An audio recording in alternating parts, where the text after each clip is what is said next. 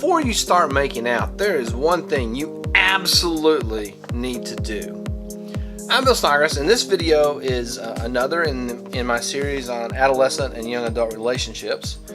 And in this video, we're going to talk about the physical aspects of a romantic relationship, pretty much from the paradigm of Western culture, North America, Europe, that sort of thing. And I'm well aware that not all cultures and not all people in those regions abide by the norms of society, where boyfriend, girlfriend, or whatever will be in a physical relationship. But that's what this is about, is that physical relationship, and something absolutely you need to do before you engage in expressing your affection through physical actions, making out. I checked on Google to make sure that people actually still use that term, and there's articles from as recently as last fall that use that term, so I'm going to go with it, making out. What we mean by that is physically expressing your affections, and that always is going to have a biological response. An early video in the series, I talked about the biological response to physical affection and how it escalates and it leads those who are in that action up an arousal curve, leading to the opportunity where a baby can be created. So I don't want to go into all that again. I want to call into this video the concept that as you engage in physical expressions of affection, the body responds in a way that moves you closer and closer and closer toward the point in that physical relationship where a baby is created. Now, what do you have to do before you enter this physical relationship? What is the one thing you need to decide before you begin making out with someone you care about? What is one thing you need to think about before you begin making out? The answer is, where are you going to stop? The answer is, you have to decide before you start making out where you're going to stop. What is your physical limit? What is the end of your willingness and comfort zone in making out with someone else?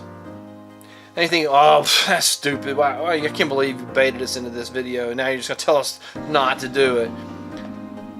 I'm telling you that you need to decide where you're going to stop. It is not just a religious decision or a moral decision or an ethical decision, but there is also a biological component to it, where you need to decide all this momentum that you're building up in that physical arousal experience. How much of that are you willing to just bottle up and leave with? How much of that are you willing to just walk away with and not have resolution to? There is a very practical question. This is not just like Sunday school teacher talk. This is a very, because regardless of what you believe about physical expressions of affection, there are consequences. There are biological consequences. There are physiological responses that your body goes through, and you need to be prepared for those. Now, you need to decide. Now, this is the hard part. There's two things you have to do. You're going to be like, oh no way, no, not doing that, no way. But here they are. Here, I'm gonna tell you anyway. I'm gonna tell you, and then somewhere down the road you go, wow, Bill was right. I should have done that. You need to set a limit for yourself that fits within your cultural, within your paradigm, within your religious beliefs, within your ethical beliefs, within, you say, well, I am not ready to be a mother. I am not ready to be a father. So there has to be a limit somewhere. And you need to decide what that limit is. And I'll tell you what, this is the first key thing you should do before you start making out, is decide what your limit is. I've talked to young people who were like, I got to this point, and it was nice, but now I regret it. I wish I hadn't have I wish that hadn't have happened.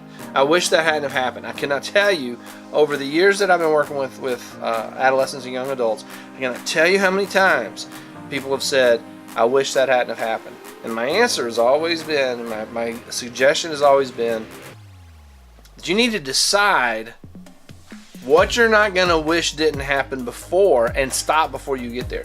If you wish physical contact of personal body parts wasn't going to happen, you need to decide that before you get in a situation where that is a possibility. Let me say that again. You need to decide what your limit is before you get into a situation where pushing the limits is a possibility. One more time. This is how I used to say it. This is how I used to say it back in the old days, back in the 80s and 90s. You need to decide what your limits are before you get in the back seat of the car. You need to decide what is your limit. Okay, this is the first thing, is deciding. You need to sit down and take an inventory of your own psyche, of your own psychology, of your own moral and ethical beliefs, of your own cultural practices. You need to sit down and take an inventory of all of those factors. And you need to decide that if I do this and this and then this is as far, but if I do this, I'm going to feel bad about it afterwards. If I do this, I'm not going to be happy about it. Now I know this concept pushes against a very hedonistic view that more is always better. And why would you ever stop? There's a lot of reasons that people will want to stop. And if you don't decide where the stopping point is before the opportunity to find out is in play, it's going to be very, very difficult to stop. If you don't decide where the limit is before you start making out, then your judgment is going to become very, very distracted by what's happening physiologically. So the first thing you have to do is make that decision. Make the decision where the limit is. All this and this, not this, not this, not this. Now the second one, you're going to look at me and you're going to go, no, absolutely not, no way. Not ever, no way, not happening. Once you have decided what your limit is, you need to talk to the person that you're going to be making out with and explain what that limit is. And you need to get them to agree that they will respect that limit. And if your limit is here and their limit is here, you have to respect their limit. And that becomes the cutoff point of your physical expressions of romantic love. Your physical expressions of affection stop at the lowest point between the two people who have both made a decision going into the situation. That means you have to talk about it, and you're just going, And now I can hear the young adolescents who are like, well, it's not going to happen, or I can hear them say, no way. Well, I can stop. I don't have to talk about it. I can just stop in the moment. Well, if you're on the track and you're going up the hill and suddenly you decide to stop and the other person doesn't understand why, you're going to have some explaining to do. All right, I've talked a long time about this. This is a very, very, very important concept. Decide ahead of time what you're going to do.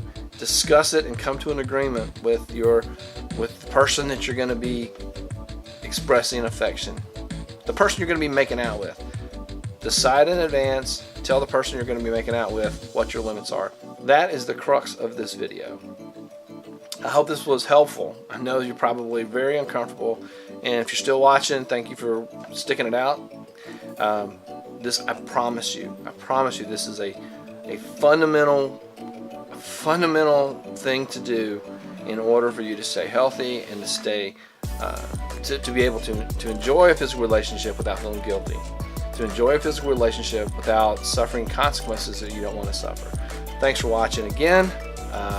Please share this video, share this channel with someone who might benefit from these kinds of things. Share this playlist. If there's someone that you're in a relationship with, make them watch all the videos in this playlist. That'd be a great idea. And then you guys would have sort of a common point to discuss these things on. That's all. One more time, thank you for watching, and we'll see you in the next